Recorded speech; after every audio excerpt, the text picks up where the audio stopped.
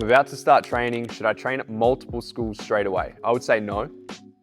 This has nothing to do with gatekeeping. This is more just about, you don't want to confuse everything straight away. Before you really understand the principles and before you really understand and get pro wrestling, you don't want to be going to different schools, picking up different, potentially and likely conflicting ideas, and then just being confused altogether.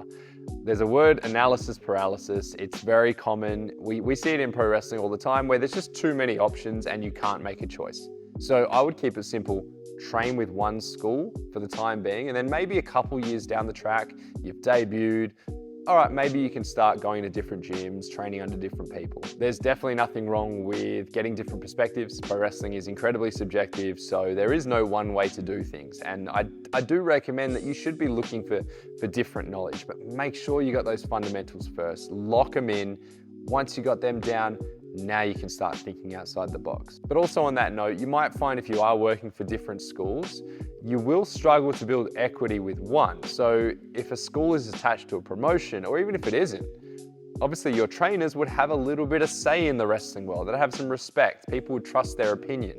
And if you've got 10 trainees and 9 of them are training at the same space 2, 3, 4 times a week, but then you've got you who's only there 1 day a week because you're training here, there, everywhere. Well, unless you're incredibly gifted and you're just head and shoulders above those you're training with, who do you think that a trainer is going to go into bat for first? They're going to go into bat for the people who are there all the time. You know, they've seen them work. They've seen them put in the effort. They don't know what you're doing at these other gyms. So you kind of have to weigh up the options there. And if you feel like you want to just make your debut and that's your #1 goal, then probably the quickest way to do it is to stick to one school, one promotion, and just try to get there first. Once you're there, the options are endless.